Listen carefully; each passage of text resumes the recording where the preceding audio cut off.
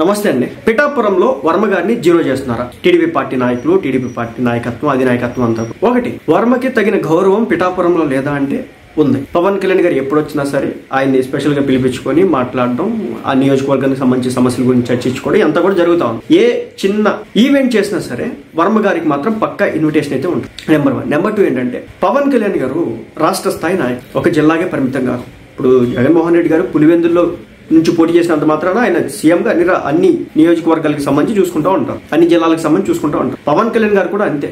ఆయన పిఠాపురం అయినప్పటికీ కూడా ఆయన నియోజకవర్గాన్ని చేస్తూనే మరో పక్క మిగిలిన అన్నింటినీ కూడా సమన్వయం చేసుకునే ప్రయత్నం చేస్తా ఉన్నారు. ఇలాంటి క్రమంలో పిఠాపురంలో వర్మని జీరో చేసేశారు. ఎందుకు చేశారు? పవన్ కళ్యాణ్ గారి కోసం చేసేశారు అని చెప్పేసి ఒక వార్త సోషల్ మీడియాలో సర్క్యులేట్. నారాయణ గారు కూడా ఏదో ఒక మాట అన్నారంట. తర్వాత వాళ్ళిద్దరు పక్క పక్కనే నిలబడి ఒక ప్రెస్ మీట్ లో అలాంటిది ఏమీ లేదు, దాన్ని వక్రీకరించారని చెప్పే ప్రయత్నం అయితే చేసినారు. ఒకటి, వర్మని జీరో చేయాల్సినంత అవసరం ఉందంటే లేదు.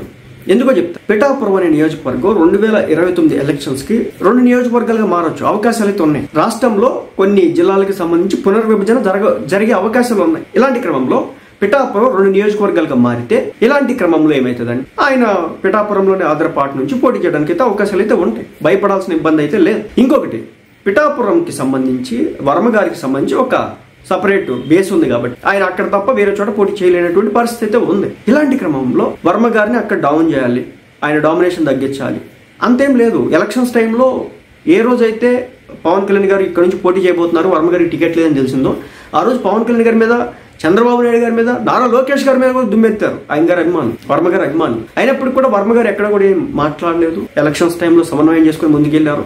జనసేన టీడీపీ పార్టీ కలిసి ముందుకెళ్ళడం అయితే జరిగింది. మళ్ళీ చెప్తున్నా, నెక్స్ట్ ఎలక్షన్స్ పవన్ కళ్యాణ్ గారు, నారా లోకేష్ గారు, చంద్రబాబు నాయుడు గారు కలిసే ఉంటారు. వర్మ గారు ఒకవేళ పవన్ పునర్విభజన జరగక ఆయన నియోజకవర్గాన్ని ఆయనకి కేటాయించకపోతే కనుక ఆయన రాజకీయ భవిష్యత్తుకి ఇబ్బంది అనుకుంటే కనుక ఆయన పార్టీలు మారడానికి అయితే అవకాశాలు అయితే ఉంటాయి, ఉండొచ్చు. ఎందుకంటే ఒకప్పుడు ఈయనకి టికెట్ ఇవ్వకపోతే ఇండివిజువల్ గా పోటీ చేసినాడు కాబట్టి. జీరో చేస్తున్నారా, హీరోని చేస్తున్నారా అంటే దానికి కాలం సమాధానం చెప్పింది ప్రస్తుతానికి అయితే ఏమీ లేదు. వర్మ గారి మీద ఎలాంటి దాష్టిక రాజకీయాలు అయితే ఏం చేయడు. ఆయనకి సముచిత గౌరవం ఇస్తున్నారు. ఆయన ఫాలోవర్స్ కి సముచిత గౌరవం అయితే ఉంది. టీడీపీ పార్టీకి అక్కడ ఏం తక్కువ అయితే ఎక్కడ కూడా చేయట్లేదు. ఆ విషయాన్ని అయితే గమనించండి. ఏం లేదు, 2 పార్టీల మధ్య చిచ్చు పెట్టాలని చెప్పేసి కొంతమంది కాసుకొని కూర్చున్నారు. దానికి ఆహారం కావద్దు అని చెప్పేదే ఈ వీడియోకు ఉద్దేశం.